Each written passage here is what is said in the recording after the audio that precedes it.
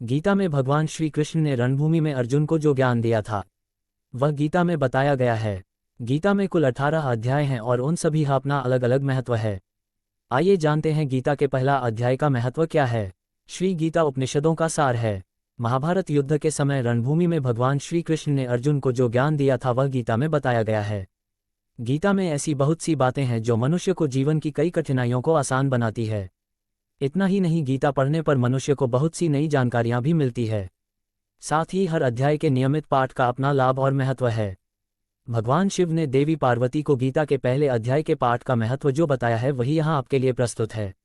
लेकिन गीता के पहले अध्याय के महत्व को जानने से पहले जान लीजिए श्रीमद् भगवद गीता के प्रथम अध्याय की खास बातें। गीता के पहले अध्याय का नाम अर्जुन विषाद योग है। इस अध्याय में कुरुक्षेत्र के मैदान में उपस्थित बंधुओं और संबंधियों को सामने देखकर अर्जुन के मन में उठे विषाद और मनस्थिति का वर्णन किया गया है, जिसे संजय धृतराष्ट्र को बताते हैं।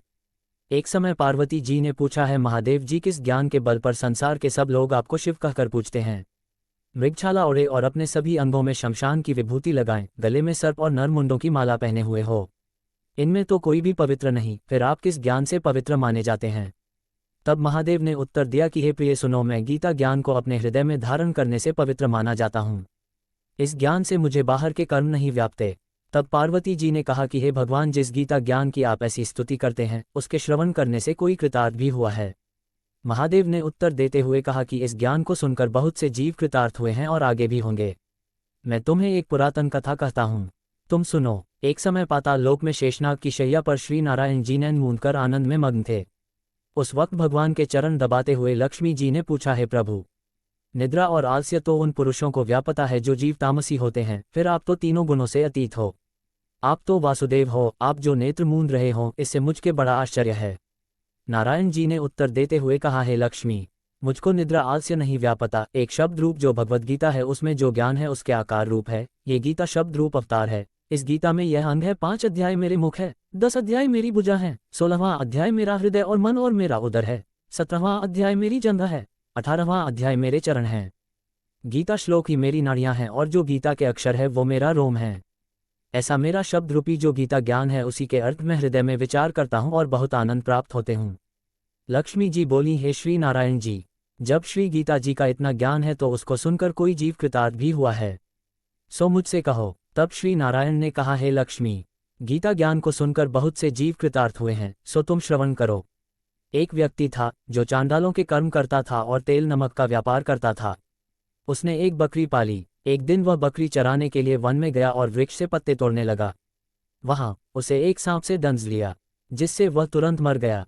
मरने के बाद उसने बहुत से नरक भोगे और फिर उसका जन्म बैल के रूप में हुआ। उस बैल को एक भिक्षुक ने मोल लिया। वह भिक्षुक उस पर चढ़कर सारे दिन मांगता फिरे। जो कुछ भिक्षा मांग कर लाता वह उसे अपने परिवार के साथ मिलकर खाता और वो बैल सारी रात द्वार पर खड़ा रहता। उसके खाने पीने का भी कोई ख्याल नहीं करता था और सुबह होते ही बैल पर चढ़कर फिर मांगने निकल जाता। जब बहुत दिन हो गए तो वह बैल भूख से गिर गया, लेकिन उसके प्राण नहीं निकले। नगर के लोगों ने देखा और उस बैल को कोई तीरथ का फल दे तो कोई व्रत का फल दे, तब भी उस बैल के प्राण नहीं छूटे। एक दिन गणिका आई। उसने लोगों से पूछा, ये कैसी भीड़ है? तो उन्होंने कहा कि इसके प्राण नहीं निकलते, अनेक पुण्यों का फल दे रहे हैं तो भी इसकी मुक्ति नहीं होती। तब गणिका ने कहा कि मैंने जो कर्म किया है उसका फल मैंने इस बैल को दिया है। इतना कहते ही बैल की मुक्ति हो गई। तब बैल ने एक ब्राह्मण के घर जन्म लिया। पिता ने उसका नाम सुशर्मा रखा। उसके पिता ने उसे पढ़ाया लिखाया। उसको अपने पिछले जन्म की सुध थी। उसने एक दिन मन में विचार किया, जिस गणिका ने मुझे बैल की योनि से छुड़ाया था उसका दर्शन करूं। विप्र चलते चलते गणिका के घर गया और कहा, आप मुझे पहचानती हैं? गणिका ने कहा, मैं नहीं जानती, तुम कौन हो? तब उसने कहा कि मैं वही बैल हूँ जिसको आपने अपने पुण्य दिए थे। तब मैं बैल की योनि से छूटा था। अब मैं विप्र के घर जन्म हूँ। आप अपना पुण्य बताएं। गणिका ने कहा कि मैंने अपने जाने पुण्य नहीं किया, परंतु मेरे घर एक तोता है। वह रोज सवेरे कुछ पढ़ता है। मैं उसका वाक्य सुनती हूँ। उस पुण्य का फल मैंने तुम्हें दे दिया। तब विप्र ने तोते से पूछा कि तू सवेरे क्या पढ़ता है? तोते ने कहा, मैं पिछले जन्म में विप्र का पुत्र था। मेरे पिता ने मुझे गीता के पहले अध्याय का पाठ सुनाया करते थे। एक दिन मैंने गुरु से कहा कि मुझको आपने क्या पढ़ाया है? तब गुरुजी ने मुझे शाप दिया कि तू तोता बन जा। इसके बाद से मैं तोता बन गया। एक दिन बहेलिया मुझे पकड़ ले आया और एक विप्र ने मुझे मोल ले लिया। वह विप्र भी अपने पुत्र को गीता का पाठ सिखाता था। तब मैंने भी ये पाठ सीख लिया। उसी दिन विप्र के घर में चोर घुस गए। उन्हें धन तो प्राप्त नहीं हुआ, लेकिन वह मेरा पिंजरा उठा ले आए। उनकी यह गणिका मित्र थी। वह मुझे उसके पास ले आए। सो मैं नित्य प्रातः गीताजी के पहले अध्याय का पाठ करत हूँ, जिसे ये गणिका सुनती है। पर इस गणिका को समझ में नहीं आती। जो मैं पढ़ता हूँ वही इस गणिका ने तेरे निमित्त दिया था। वह श्री गीताजी के पहले अध्याय का फल था। तब विप्र ने कहा कि हे तोते, तू भी विप्र है, मेरे आशीर्वाद से तेरा कल्याण हो। सो हे लक्ष्मी। विप्र के इतना कहते ही वह तोता भी मुक्ति को प्राप्त हो गया।